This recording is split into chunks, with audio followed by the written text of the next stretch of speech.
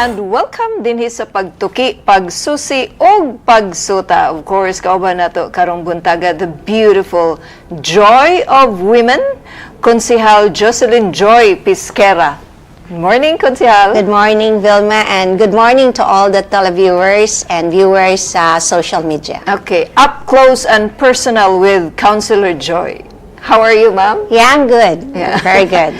You're so, mama, blooming and maybe beautiful. Because I'm wearing red. Inspired and in love? Yeah, hopefully. Yeah. Bitaw, Councilor, what keeps you busy? There's so many things to be done at the City Council, and of course, one, ato ang role as Majority Floor Leader, and then also, nasa tagi pang review ng mga ordinances that maybe ato ang i-amend, needed to be amended, as well as there are new also nga mga ordinances na I want to be in place sa ato ang city government. Okay, you were mentioning of being a Majority Floor Leader. Pwede ba, Councilor, mapasabot nimo, especially kaming mga common nga mga tao, unsa may role, unsa may responsibility sa usa ka Majority Floor Leader? First, in the preparation of the agenda, Okay. ang Majority Floor Leader maoy mo review before na siya finalize and i-distribute sa mga members sa council. So, usa diha ang akong tan-awon if all the needed requirements, documentary support are there, and then kung ni-comply basad sila sa ato ang mga guidelines. So, if everything is okay, so automatically appeal na sila sa agenda. Sa agenda.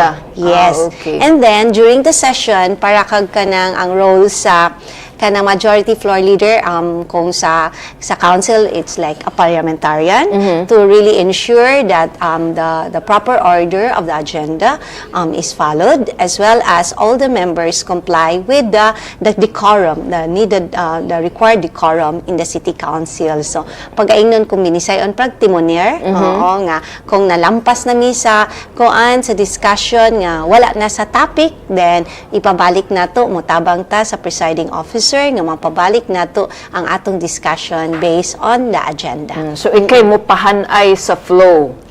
Tabang og pahanay. Kay ang kuan mo gid na ang role na sa presiding officer. Okay. Bali assist ra ko sa atong presiding officer. So, kung dunay konsehal din hang emphatic and very emotional na kayo, it's either you or the presiding officer to call the attention? In terms of emotions, di man na nato makuanan, mapugngan, wasad ko'y control, ana. Okay. Oo, kay parang each and every councilor also has their own right to express their views, whether they will be passionate or they emotional about it. However, ang akong role is only if ang topic ang i-discuss sa usa ka council ni deviate sa atong agenda, then that's the time I'll call what you call this, the attention nga mo na nga we're already out of order. Out of order. Pero kanang, have you, di ba naagyo na Councilor, maglalis-lalis, kanang mga na ba, the exchange of ideas to the point nga moabot na sa sininggitay, mga ingon na. Kung ana na sad siya, magbantay ta, usa ana nga, ato na gid sad siya nga ma-recess para makakalma-kalma sad ang mga konsihal. And that's your call or the presiding? Anyone's call.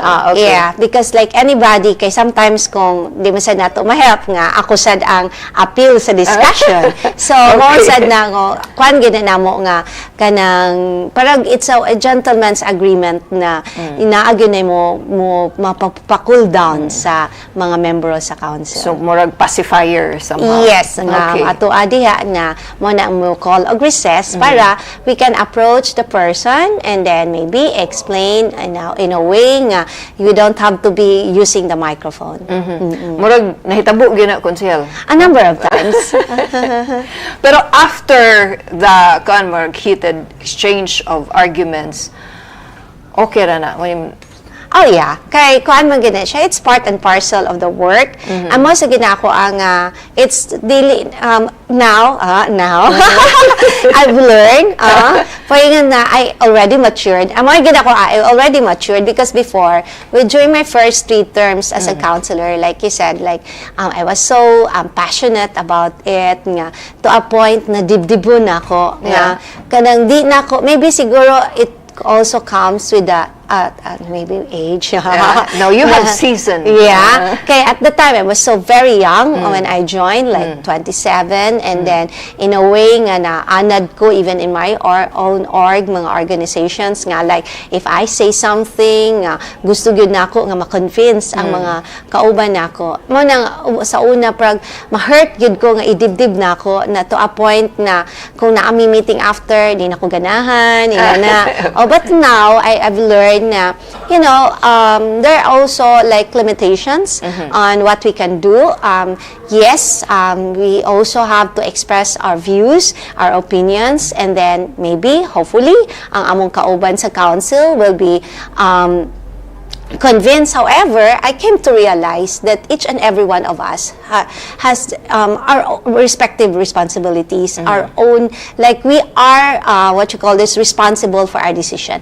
Whether we decide it in favor or not, whether we decide it nga, maybe in a way nga, affect the city government, especially the coffers of the city government, kana siya, we are responsible for it. And then if there will be people na, moingon man jud ko, we will be judged by history. Yeah. The future today is a history by tomorrow, diba? So maybe like maybe in the next years to come, that we will look back in our decision and then why I decided it this way, diba? So in the same manner, like looking back for the decisions I made in the past, like since like in the first 3 terms that I had, I would say na I decided based on my conviction. Yeah, because ako amang gyud na we kung naaman gani mga kaso, di ba, we will also be sued if we do something wrong in our decision that people might say it's disadvantageous to the government. But I am proud to say that during those times na I was kanang sa first 3 terms nga, I really protected the interests of the city, and then kung naamang gani mga nagikihami, nothing really like ako nga na-suspend or na ingonta nga ang ilahang decision sa kaning ombudsman adverse to me. So, I would say na I did my part in protecting the interests of the government. Councilor Joy, looking at you from afar, niya karon up close and personal, from afar, sexy, wow, hinhin. Pero nakakita ko nimo sa session, there was one session na, I think, executive session, budget, and somehow gi-grill. Ulahi po ni Councilor Pesquera, kay kuan siya, exact opposite from being soft-spoken, but when you're in council, you're very emphatic, feisty, somehow. Pero mauna akong pagtanaw ni mo, Councilor Joy. As chairman sa House Rules and Oversight Committee, unsa po'y imuhang responsibility ani, Councilor? There are mga isa diha, it's part muna siya part sad na nato nga pagtan-aw na kanang ilaha ang sa mga ordinances nga in terms of kanang compliance to styling, and then sad nga ang ato diha if naasay mga nilampas sa ilahang mga roles. So most na ang ato ang responsibility sa House Committee on House Rules and Oversight. And then let's say for example, if you notice in our committees, there's really no ethics. But then ang maunay role nato sa Committee on House Rules nga, let's say wa sila mo follow on proper attire. Okay. So ako para police dog. Iya nga penalty. So like So mo impose po mo penalty din ha? Yeah. We impose penalty sa, let's say, nag-rubber shoes. You know, because the council is a very formal institution. So each and every counselor is required to really conform to the house rules and the proper attire, no jeans, maybe like women, no shorts, yeah, no rubber shoes. So we really have to comply with that. So now may dress code. Yes, we have to follow the dress code. And then let's say also the usage of foul language is not allowed. So mo na siya kuha nato role nato sa as committee chair on the house rules. Nanay konsehal nga na pinaltihan ana. Daghan. Oh. Asa man una dress code. Dress code. Yeah, mo ginay permi ang dress code. Yeah. Okay. Sometimes di man sa nato gyud kalikayan na ang among role sa counselors nga naaman sa good may mga functions that we had to attend, and then now one thing ay gi time to change attire. So mapugos nga mo dito sa session kay very important ang pag-attend sa session e pagkahuman ay nakalimot og pag-ili sa jeans. Pero unsa man na why pasaylo ay penaltihan gyud. First offense, pwede pasaylo. Oo, kung sige-sige na, ay, bayad ka na. Okay. But how do they take it, Konsehal? They already knew about it. So, they just take it, na good. Kanang all of us take it as seriously as part of our job. Okay. You also is the chairman of the Committee on Health, Hospital Services, and Sanitation. I've seen you in one of the interviews nga nakatuganing mega health centers. Health center. Yeah. So ang role said sa Committee on Health is to coordinate with the City Health Officer as well as ang head nato sa CCMC and the 𝗣𝗴𝘀𝘁𝗂𝗂𝗶. It's not para tagmingon ta nga mo overpower ko nila because the responsibility of managing the respective office lies with the department head. Yes. So mao gina akong always nako. Ang role is support. Okay. So whatever their needs nga matabangan sila nga mapa-improve ilang services, then that's my role. Okay? And then let's say for example, og naasad sila needs in terms of procurement that they need a budget, then I help them na mapasabot sa council nga madungagan sad sila og budget. And then karon lang sad ang ako ang gibuhat as chairman of the Committee on Health, nitabang sad ko na ma-ensure nga ang kanisad ang ato ang CCMC, especially katong mga floors nga nahumana, ang atoan na lang ang interior. So, mao sad tabang sad ta nga mo-follow through nga makuan gyud nato na magamit na gyud nato ang mga katong mga floors nga nahumana. And then tabang sad ta nila nga to monitor nga males kung mahimo, why complaints? Okay. Kita makakuha man sa kita like with the social media, sa mga media outfits nga natay makuha nga mga complaints. So mo na ang ako asad tabang sad ko in a way nga mag-surprise visit. Nga di ko magpahibaw ug unsang adlaw akong bisita, nga motuyo ko rounds inana to really ensure nga they will also be always on the time. Kay sometimes magod ka nang relax gid ta. Okay, maybe kapoy or ana. So but then they have always be on their tools to make it sure nga ang atong mga katawhan really kanang na-address ang ilang concerns, especially sa hospital. Kay although sa sige na kog bisita sa hospital, I could understand nga mingon ta nga naagyapon nga kanang mingon wa dayon ko naatiman sa kadaghan sa pasyente, and then ang ato yung personnel, especially doctors, gamay ra. And then kuan sad gyud kay parang it's a challenge sad kay as I also interviewed I talk one of the kanang mga stalwarts sa medical profession, most of kuno ilahang concerns now nga mga new graduates sa medicine would prefer nga they will just go to public health rather than mag-residency or mag-practice na lang sila dito nga dili mo work sa hospital, mag-clinic na lang dito. Kay ang ilaha ay kanabang mag-residency, it will take another 3 years for them. So mo na ato ang kuan diha. Then ato asad na igitabang sad nato nga ang ato sa mga health centers now can really address mga minor concerns nga they don't have to go to the hospitals. Okay. This is one way nga ma-decongest nato atong CCMC nga. For example, kung kanilang consultations and then also kaning mga even mga injection for anti-rabies. So ang health center, ang atong city health can already address it.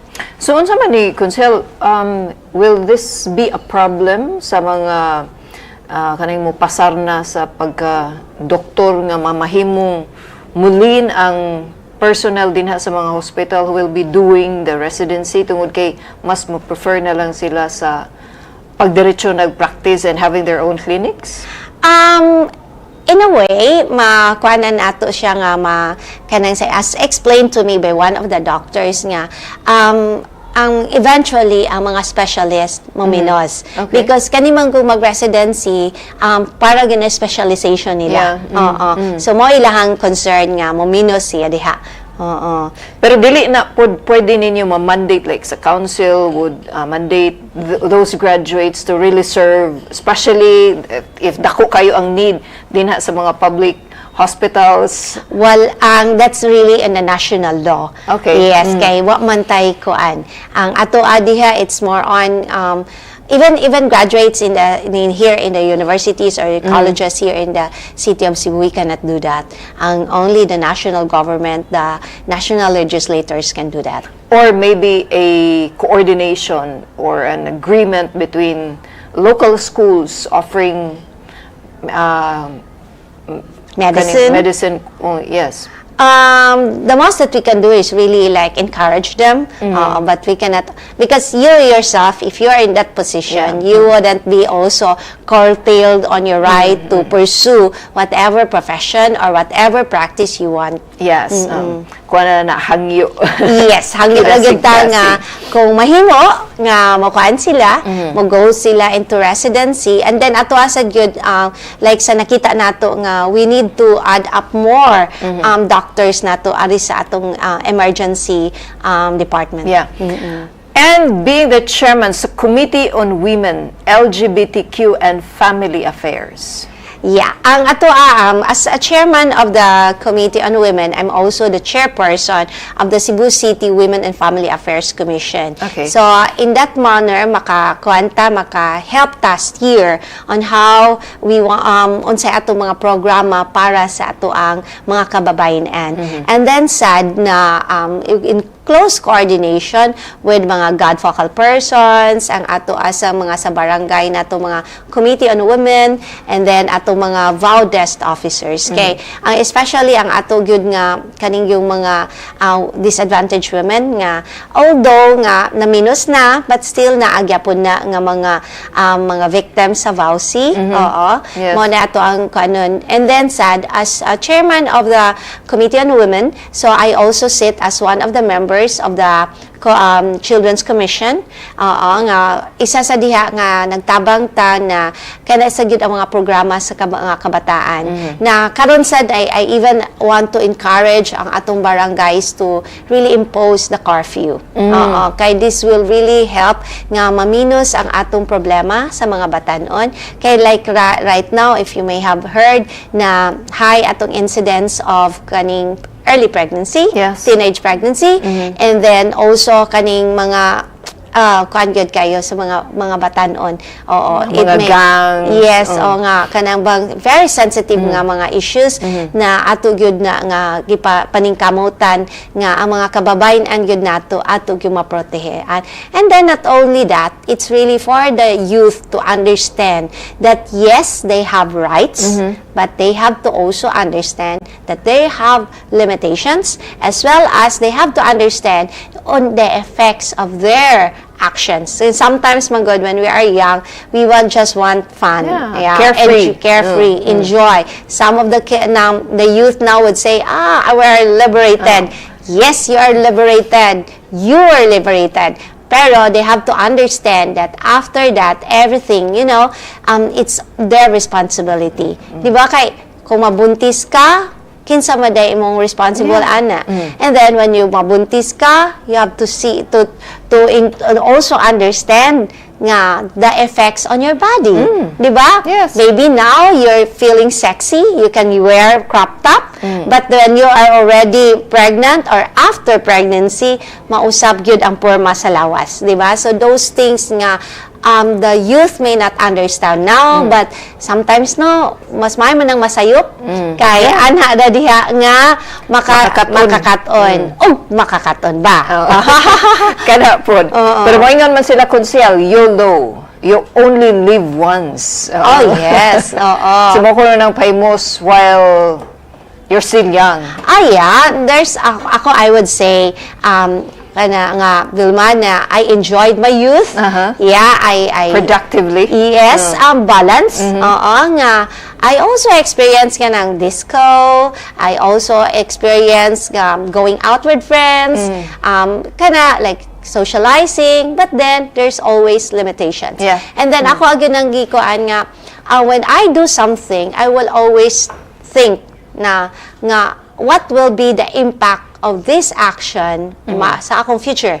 How do I see myself in the future? How do I see myself? Like, before I was asked, 10 years for like, graduating ko, 10 years from now, how do you see yourself? I said, I'll still be studying. Because always in my mind, I want to always kanang improve. I want to like upgrade in every level, upgrade. And also, ako yung important na ako that my brain will not stagnate. Yes. Yeah. Pero nganong kanunay maning sexy si Konsehal Joy? Effort kayo. Kinahanglan jud. In a way, it's really a conscious effort. Conscious effort. Okay. Konsehal, arita sa lain nga mga topic. Your Vice Chair sa Committee on Budget and Finance. Yes.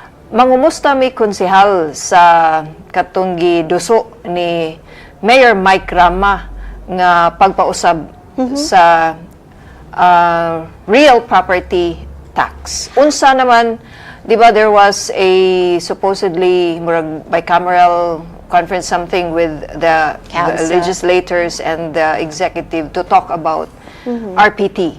Yeah. Just to make a little history of the RPT, the last time the City Council approved the RPT was in 2003. Okay. And then it was made effective in 2006.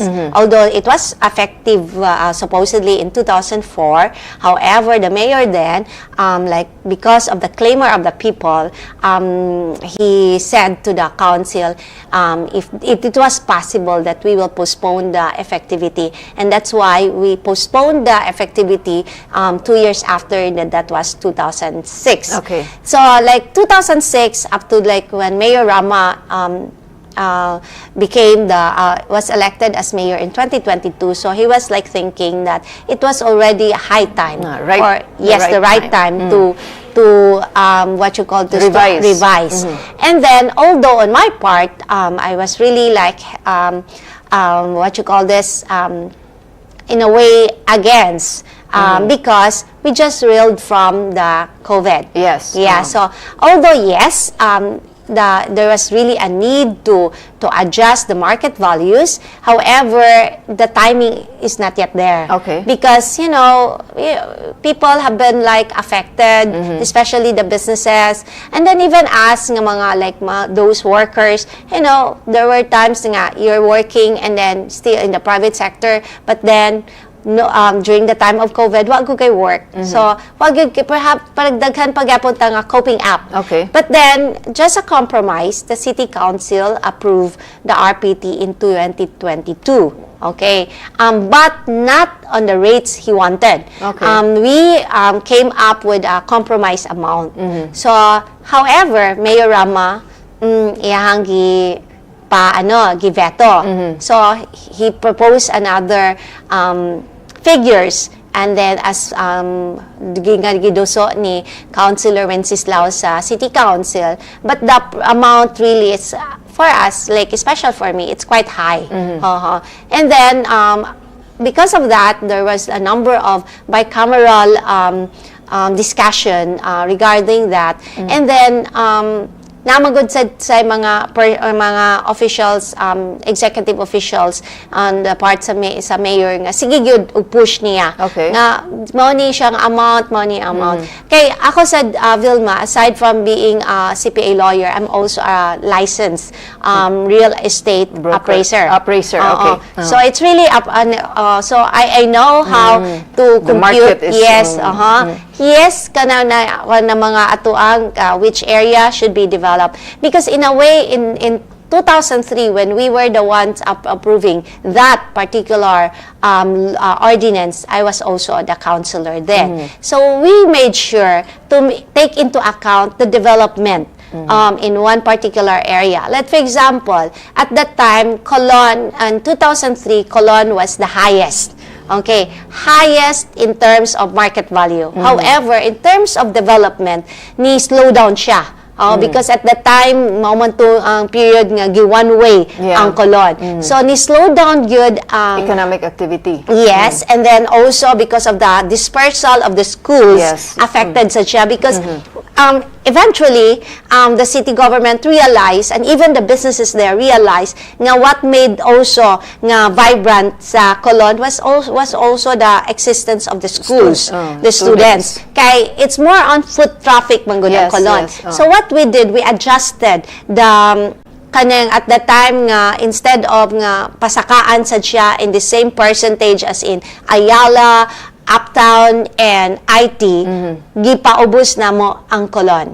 In order for it to be revitalized, in order for the businesses there or the business owners there nga to be able to have also nga maka-revive sila. And then those said nga looking at investing in Cebu City maybe will be interested sa Colon. And I would say we were successful at that because you may have observed na revitalize ang Colon. And there are new, in fact, in Colon there's Starbucks. Di ba? So it means it's already coping up. They have already parang maybe not in that kuan siya nga highs in the 80s niya, pero at least nga na competitive na ang Colon. Naagyapon siya, dili siya kanang mura nag-laid back. Yes, oo. Pero ang gibuhat man good sa like for example sa nag-propose ni kaning permi nag-push ni Mayor si kanang budget officer Jeron Castillo. Kuan man good kanang parang sobra kayo ang ilahon, and then also ang at the time ang assessor si Tess Rosel tag-as kay ang ilahang gikuan. But you know, for me man good in terms of kaning development in the city for the number of years I have been in the council, and also the number of mayors I have also served with, I have observed na especially I would say again in terms also on the kanang former mayor Tomas Osmeña nga iyasad nang ang mga principles. He also explained to us mga principles in terms of development, in terms of kaning imposing taxes. And one of those things that in the past na akong na-learn nga kanagid dato we have to take into account the investors, because they will always think as well in the value of the property. Because if ang ilahang investment, ilahang kwarta, mahog na gyud siya nga mahurot siya in terms of sa land na lang, and then payment of the real estate tax, real property taxes. Ang tendency, wala na sila kwarta na to develop or to construct more buildings. So mo na to ang ato agyud, if we have more investors coming in, we will have more people nga ma-employed. So when there are more people who will be employed, the lesser social cost we have. Because right now, because kuan puro ta ayuda. If makita ninyo ang budget sa city government, imagine, my gosh, maybe people will not are not aware nga ang budget na to 1.2 billion goes to senior citizens alone. Ayuda. And then, mind you, pinangga kay mga senior citizens? Yes, pinangga kayong senior citizens. Unsa man ang senior mo pinakadako, dili po? Yes, mo na pinakadako nga ayuda. Because that's 1.2 billion. Imagine. That's per year or magsaka na? Per year. Gimaw nang that's why we have to limit it. Okay. Because ang income sa city is not increasing. And then, we have to limit it nga kung pilara na siya ang number, mora gyud na. We cannot add up. Because like maybe people, bago ko na senior citizen, appeal ko. Mag-expect na gyud ko. Yes, mind you, with the 1.2 billion, how many roads ang nato pwede matayo?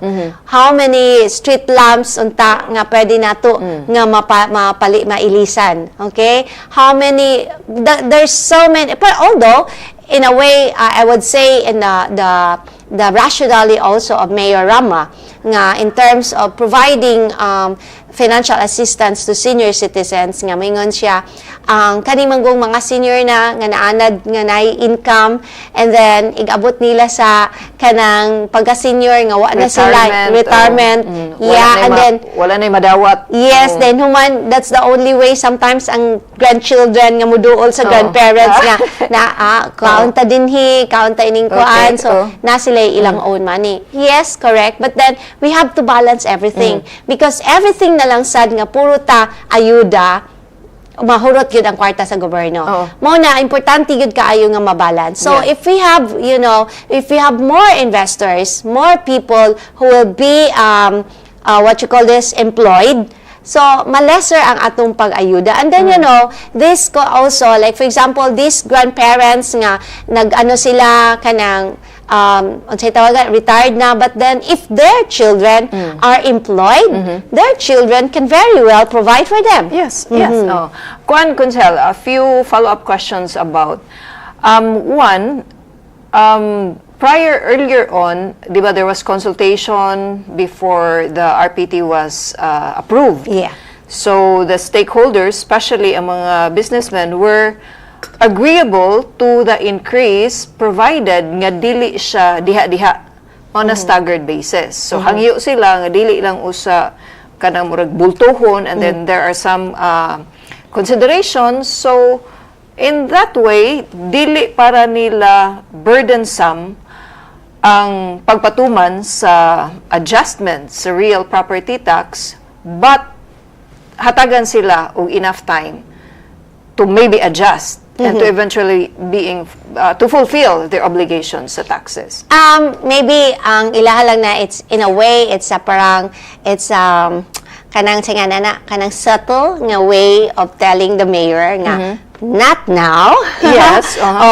Pero but if we are not now, why should we approve now if not now? Okay. Because supposedly when we approve any tax at all, it will be automatically implemented the following year. Okay. So adto na siya kolektahon. And then sad nga mayingon kang staggered. Sometimes man good nga inaana mayingon ka nga karon i-kolekta ni percentage. You're leaving discussion on the part of the implementing arm. So, mahug man sana later on nga the percentage, how did they compute on the percentage? Di ba? So, muna, ang ato amang good, when we come up with an ordinance, a law, it should be something that you will not leave any discretion on the implementing arm. Because sometimes, discretion will involve corruption. Okay. So, mao gina ato ang gi-eliminate. Kung not now, di ba, pandemic is over, business is thriving. So when is the proper time to change or to revise the real property tax? I would say 2026 maybe. Yeah, Isn't that too far? I mean, with the current demands and needs that the city being a highly urbanized city, here we are receiving this much only, but the need is like increasing. We will implement or we will revise the RPT by 2026 pa? Yeah, ang konsa diha, enough time for the assessor's office to really evaluate the per barangay, per area, based on development. We cannot just make it nga automatically kanang kuridas gani nga 30% increase, 100% increase, 150% increase. So it's not that ma. Okay? As I mentioned, you have to also what you call this kanang take into account the growth areas and then supposedly they have to take into account the what you call the current na to nga gi-approve na land use plan, CLUP, comprehensive land use plan. Kinamang sa tigi-develop na mga growth areas. So these growth areas, we have to also support that in order for really investors to come in. Kung imo na nang patasan diha pag-ayo ang iyahang unsay nga na iyahang market values, ang tendency wa na mo palit diha or wa na mo invest diha because maghuna-huna naman sila sa ilahang annual na kanang bayronon. Okay, that's additional overhead. And then for those areas sad nga parang in a way nga nanubra sad ang imuhang in terms of traffic. Traffic mo. So you have to temper the development in that area. So let's say kani wa man gyud tay punang kanang singan ana kanang what you call this kaning wala na tay puluhan nga maka-widen or wala na tay puluhan nga maka-add up og roads diha. So we have to really nga kutobra ka diha in terms of development. So ang one sa diha nga nang dito ang saka ang imuhang taxes. Haron ang mga investors mo kuan na sad nga dili na sa tadiha nga mo kana mo invest. So those things it will really take time to study. Mayor Mike has been emphasizing the need for Cebu City to revise the RPT because among LGUs ang Cebu City na lang ang dili ingon ana ka-updated og RPT. Di man na contest. Yeah, it's not contest but you are obligated to follow what is being stated upon the law that you need to tagpila na 3 years or 5 years. Every year, 3 years. Every year that you need to revise your real property tax. Some neighboring LGUs nana sila sa taas nga kuan but here Cebu City is still here. The economic activity of Cebu City is booming, yet maura ni imuhang makuha. Yeah, that's why we're booming. Because investors preferred Cebu City because their overhead expense is lower than if they invest in other LGUs. But dili ba maalkanse ang dakwayan sa Sugboanon because these businessmen are having great revenues, income, yet they are sharing just that enough for the city. But they're also paying business taxes. Yeah, but so you balance it off. Pero kana siya konsehal. They are paying but in a smaller scale, unlike other LGUs who are upgrading their RPTs. Manay mo hangkuan na again ato amang good we have to also take into account on a macro level because if you just you just think about just your income on the RPT maybe we have lower by from with other LGUs. However, we are also ang atong bulk is in terms of business taxes. And then you have to take into account also ang again, going back on the number of people employed. Because like when there are so many businesses here, there are a lot of our constituents employed. When they are employed, the lesser they ask for ayuda. Diba? So those things really that you have to balance off. Yeah, but aside from ayuda, I mean, there are a lot of things that the city would need to address, especially on the basic services. Ayuda is one, pero naapay mas pressing needs to answer the basic services that the city could not do if this is only the income that he is having because you haven't changed the real property tax. I mean, and there are some observations nga, like IT, for example, Ayala, ang ilahang because Huito Consel, but kanang sana presyo sa lot, for example, from 30,000 now rocketing to 100 or 350,000. Yet the city is not imposing the the accurate real property tax to them, but they are having this income that much. Okay, so I'll also give you a scenario. Okay. Okay. So right now, if you are the businesswoman, and then your annual tax for RPT is only 300,000. Okay. So you're still good with it. Okay. But with a new RPT, it will become 30 million a year. Will you continue having business in Cebu City? I suppose so, if my income is good. I mean, yeah. No. Income is, you have to take into account that income is the same. How could it be the same when the economic activity is growing? You think that you can cope up with just 1 year, your 30 million? I don't know. I do not know. Okay, just for example, you as your tax for now. Okay, so let's say your tax is only 2,000. Okay. Okay, a year. Okay. So you're good with it. And then by next year, your tax will become 300,000 annually. And then your salary is just the same. Will you be able to survive? Maybe not. Okay. But there are situations like you're talking about income.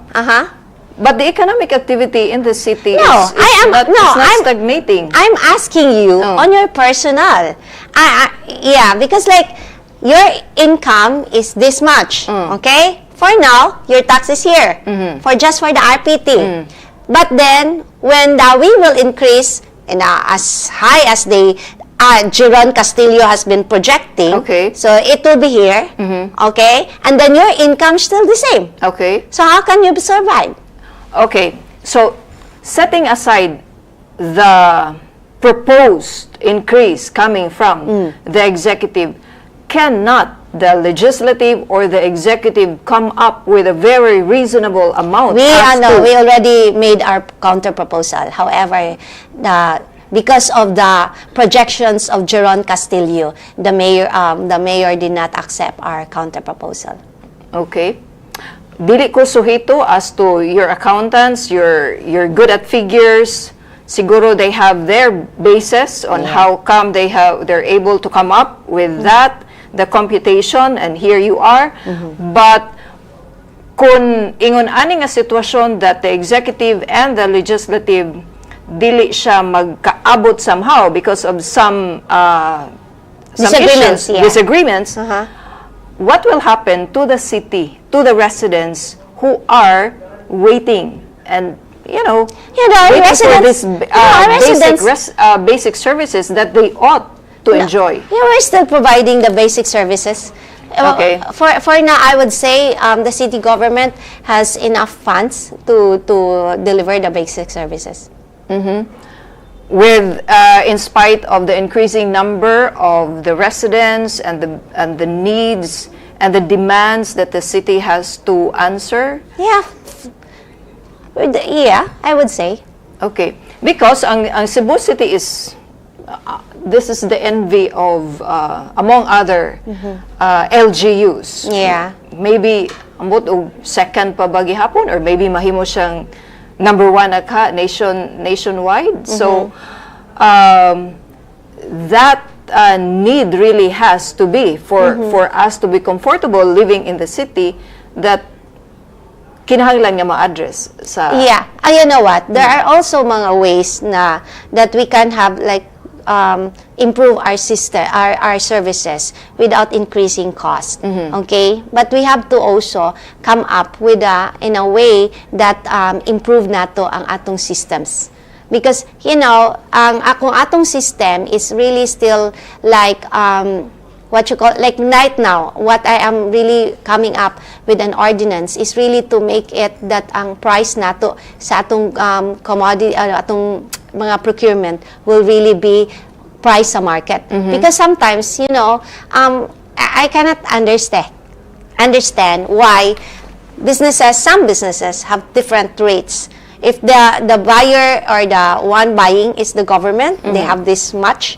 And then if you pay as a private individual, this much. Because I also experience it. Because like I have my own mga stage pang fiesta. Okay. So, I bought my materials myself. So, I do my own canvas. And then there was, because, you know, patabang man ko sa kaning kopya ko sa city government o unsay ilahang pedidos. Okay, what are the materials I need para na ako ang stage? So, akong gidala ang pedidos sa ka company, ang store, and then nakalimot ko nga og remove sa seal sa Cebu City. Okay. Primero gikuntahan ko niya. And then, after niya nakwentahan ko, kakita siya sa seal sa Cebu City. Nahadlok. And siya, di ni mao ang rate. So, gimuan ko niya bago. Okay. And ko, nga nung lahi man nga rate? Ano ba? Siya lahi mag-rate ang government. Ha? Anak ko ba? Shocking. Higher. Oh. Higher. So, okay. In dining ko, no. I'm paying for myself. This is my personal siya. No, ma'am, kay naaman kay kuan di sa sale. And kung that's the case, di na lang ko mapalit ninyo. I have to buy in a store nga pareho ra gyud rate. Kay kuan man ba? Kada bang unsa man day ni nganong ini man yung rate because kono the cost of money. So really we have to come up with a system na ma-improve nato in terms of payment to suppliers, because all this, because we can also understand some suppliers ang ilaha, they factor in the cost of money, the number of months, the number of years that they cannot collect. Because, you know, if mo hang kwarta, imo nang ibutang sa kuan sa bangko, even 1% ni earn. Yes. Pero kung kuan na siya, kung wala yung kanang dili nimo i-factor in ang imong cost of money, then lugi sila. That's why moingon gyud ta nga parang higher ilang i-price kung government. So these mga red tapes ato ni i-lesser. Yeah. So we can have more savings which we can utilize for more projects. Yes. Siguro, konsehal, mahitabo man gyud ang pag-revise sa real property tax. Maybe not now, within the next few years. But wa ni nagpasabot nga inutil ang dakbayan sa Subo sa paghatag sa iyang basic services ngadto sa mga constituents, but the city has to do some measures aron nga dili masubrahan ang paggasto. Oh yes, of course. So we need to identify what this, naabay mahitabong streamlining, naabay mahitabong di na paghatag og mga ayuda or whatever. Ang kuan lang gyud dato, it's more on for now we really have to put a limit to the number of ining ato ang for the ayuda. Okay, so kung dili na siya musaka, di sa na minusan. And then ang ato agyo diha, it's really more on mga improvements nato nga pagahimuon. But of course, magkuan sad ta sa direction sa mayor unsa sad iyahang mga priority, mga priority projects. Kay para kanako, as long as na-manage well lang ang kwarta and then utilize well and properly ang funds of the government, we will be able to serve the community well. Nga dili ma-short kanang makuan siya. Nga mo feel silang short change. Yes. Okay. Kunsel, sa lain nga topic, you're chairman also sa Cebu City Tourism Commission. Yeah. And palaro, si Acting Mayor Raymond Garcia is endorsing on sports tourism. So, din sa Cebu City, this is in collaboration and coordination with some other LGUs. So, what can Cebu City offer, like sports tourism and other tourism activities for the guests to be attracted to here in Cebu City? Okay. In terms of Cebu City as a center of sports tourism, we already launched it way back last year. We had the coastal sports tourism. And in fact, we are already on our second year. We just launched it last Saturday. Okay. So we have mga events that really because like ang ato kay coastal man, so it's just more on unsay mga events na mapwede nato maduwa sa coastal area. And even last year we had an international archery competition. Okay. So it's nothing really new to us that sport himo na kuha na to ang sports as a tourism come on. And in fact, Cebu City has always been the what you call the venue for the international dance sports competition, Yes, and that's always at the waterfront with 𝗤𝗏𝘁𝘂.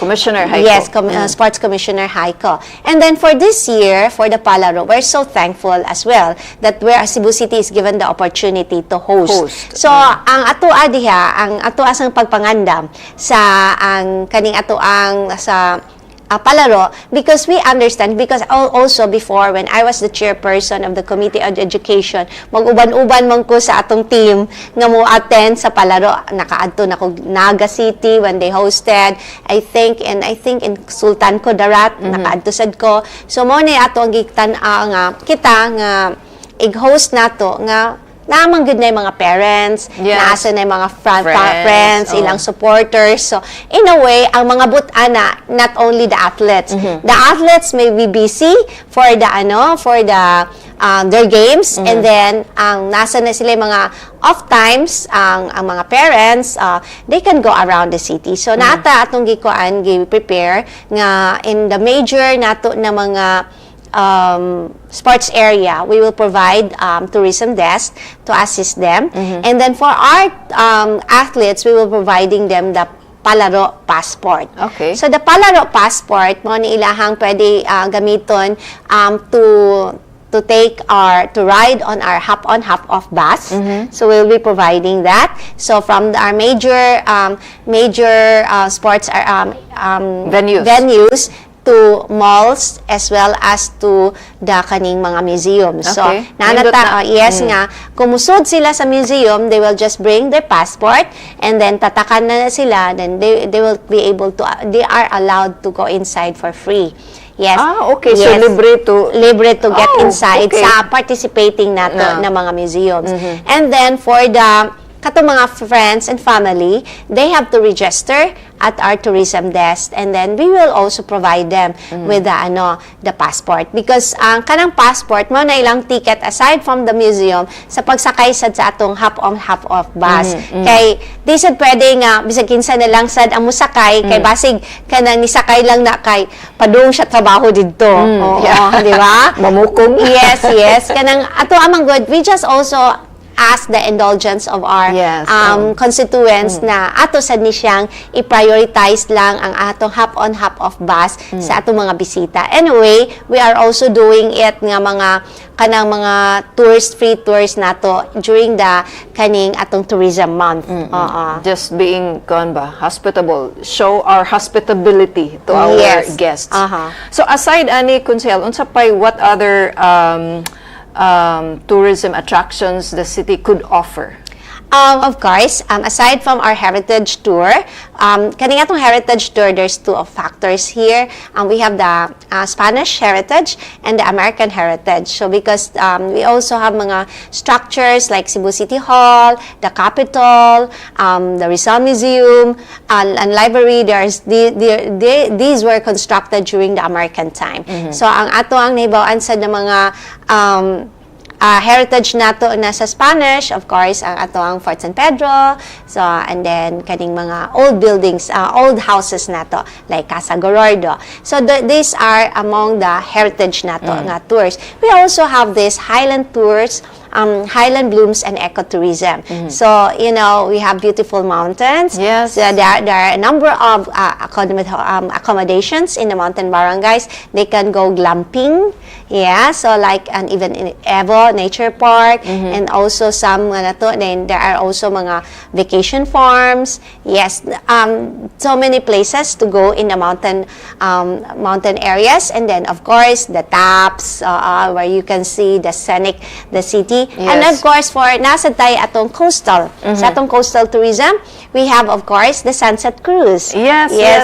Ongoing na siya, Kunsel. Yeah, but they have to book with the accredited nato na mga tour agencies. Yes, because sila naman na nag-pull together, and then sila sa naamo contact sa mga yachts. And then nasa this coming June, we will be launching our island hopping port in Pasil. Okay. Yeah, so hopefully madayon na may karong So June. asa man na, unsa may mga destinasyon na ko? Island hopping, you go to Olongo. So anha din ha sa Pasil Port. Yes, Manukad. anha manukad. You don't have to go to other places para mag-island hopping. They can just go to just very near. It's like kung from City Sports Center, it's only like 15 minutes. Yeah, di ba? So it just like drop off lang and then pick up when they arrive. So kuan gyud siya. Kag ma-travel sa by sea ha. Kung Yeah. Pasil makatuyok pa ka din. Correct. And then you will also have a good picture of the Sisilex Bridge. Yes. Yeah. Bitaw. Nindot na siya konsehal. Kana ba for those who would be coming to mag-island hopping mo adto mo kompetensya mo sa Lapu-Lapu ug Cordova. Yeah, in a way. Diba kay ma-shorten imong travel time sa traffic within the city to Mandawi to Lapu-Lapu ug ari ka manukad sa Pasil. Nindot pa imuhang pag-cruise sa dagat. Makakita pa kag Sisilex. We don't want to think it as a competition because That's a healthy competition. kuan man gid na siya kay we have our own respective market. Yes. Diba kay ang Lapu-Lapu they have their very naman na siya very kanang singana na well known ang established na. So we don't see it as a competition. Complementa. We complement because all of us are just helping each other. Oo, kay kung mo boom sad ang tourism in Lapu-Lapu, beneficial man yapon ta because people will come to Cebu City to shop, di ba? So even in Cordova, so and then those things nga we will be all still be happy that sila sad mo boom. Ang kita lang kay we have also our own market nga which we see nga can be developed. And then, kana sad nga haron ma-challenge sad ang ato mga barangay officials sa barangay Pasil, barangay Supa, barangay Sawang Calero, nga always kita manglimpyo. Di ba? Kay, usahay man good, kung water bisita ba, okay lang, sige lang okay. Then karon hala, naman day mga bisita, manglimpyo ta, di ba? So, mo na siya ato adiya nga, one thing also na to encourage them really na kana ang pagpanglimpyo. And they're thankful sad nga na partner ang city government sa pag-clean up sa atong dagat. Oo, kanang pag-kolekta gid sa basura. And last year, early January, we also launched with a partnership of the kaning Coastal Management Board, and then also ako may president sa Cebu City Philippine Councilors League, and we launched the Bangka Sorero. Okay. So para ni sila nga motabang ni sila ang Bangka Sorero nga mag-clean up gyud panglimpyo. Okay, naman gyud na mga basura sa dagat. So makuan gyud na ma-constant nato nga malimpyuhan ang atong dagat. Kinsa kang barangay kapitan ang dili makumbinser sa kening aura ni Councilor Joy Pesquera mo ingon kinahanglan kita manglimpyo. Yeah, it's really it's a community effort. Yes, because if kanang unsay tawagan na ma-successful ta sa ato ang island hopping port in kaning barangay Suba, I think Suba naman siguro na siya. Ang ato diha it's really nga mo trickle kuan na siya effect to all the people there because ato sa nang i-promote ang larang sa Pasil, ang tuslubuwa sa Suba, and then the buwaran in Sawang Calero.